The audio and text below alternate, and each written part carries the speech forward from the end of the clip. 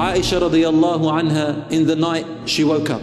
And it was her habit, because she loved Rasulullah so much, to always move her arms around to check if Rasulullah is still lying down beside her. One night, Rasulullah was next to her, and he was leaning on his elbow and looking into Aisha radiallahu anha's eyes until she fell asleep. Then suddenly he slowly got up, put his cloak on, wore his shoes, and he went out of the house. Aisha radiallahu anha woke up and she put her arm out and she couldn't feel Rasulullah next to her. So what did she think? She thought that Rasulullah had left her to go to one of his other wives. So she put on her jilbab and her khimar and went out into the night. She said, no one could see me because I was wearing dark and it was dark night. And I followed the footsteps of Rasulullah sallallahu alayhi wasallam. And where did I find him? I found that he had gone to Al-Baqiyah, the graveyard of the Muslims. And he was standing up with his arms up and his head down, and he was crying heavily. When Rasulullah was alone, that's when he cried the most. His beard was soaked, his chest was wet, and he was making dua for the Muslims of the grave. Aisha radiallahu anha then quickly went back to her room, afraid that Rasulullah would see her. When he came back and arrived, Rasulullah noticed there's something different, and he said, what's different, Ya Aisha? And she got up and said, Ya Rasulullah, I'm sorry. I thought and assumed that you had gone and you were going to betray me, meaning go to another one of your wives. Rasulullah tapped on her chest lightly, and he said to her, would you assume that the messenger of your Lord will ever betray his flock? Never. Since that day, she never thought this about Rasulullah sallallahu alayhi wasallam. One night, Aisha radiallahu anha moved her arm around and her hand touched the soles of his foot. Now, if you're moving around and you touch the soles of a foot, where would the foot be? I mean, if it's on the ground, you can't touch the sole. So Rasulullah sallallahu alayhi wasallam had his feet up and he was in sujood. And Aisha radiallahu anha feels the soles of his feet and she realizes that he's been praying all night.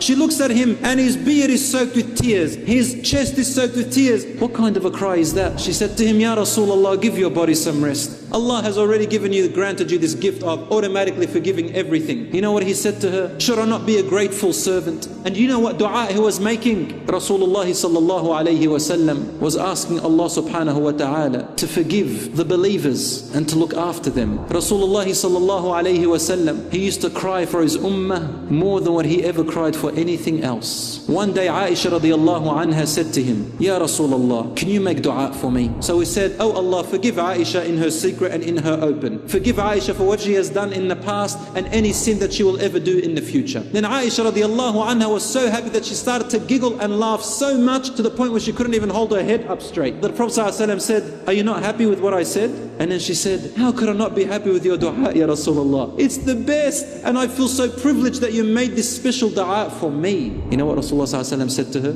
He said, Ya Aisha, I swear by Almighty Allah that this is the dua I make for my ummah in every single salat I pray. Then one day they saw the Prophet ﷺ crying, and he lifted his arms up when he reached the verses about Ibrahim alayhi salam saying, and Nuh and the other prophets saying, these people, O my Lord, are in your care. If you want to forgive them, you forgive them. If you want to torture them, then you can torture them. Every matter is to you, Ya Allah. Rasulullah ﷺ thought about his ummah. He thought about our sins. He thought about our shortcomings. And you know what he did? He started to cry immensely. They never saw Rasulullah ﷺ cry this much in their life. Aisha radiallahu anha says, I never saw him cry this much. The Sahaba said, we never saw a puddle of tears underneath Rasulullah ﷺ as this much. What was Rasulullah ﷺ saying when he heard these verses? He was saying, Allahumma ummati ummati, Allahumma ummati ummati. Oh Allah, please look after my ummah. Please look after my ummah. Please look after my ummah. And this was before he died sallallahu alayhi wasallam by about 4 months. 3 months before he died, he went to the grave of the shuhada and the grave of the Baqi', and then he made a long dua for the Muslims, and he said to them, you are in Jannah insha'Allah. And then he stopped and said, the only thing I'm going to miss so badly is meeting my brothers and my sisters. Abu Hurairah looked at him and he said, Ya Rasulullah, are you okay? We're here. We are your brothers, your sisters. We're here.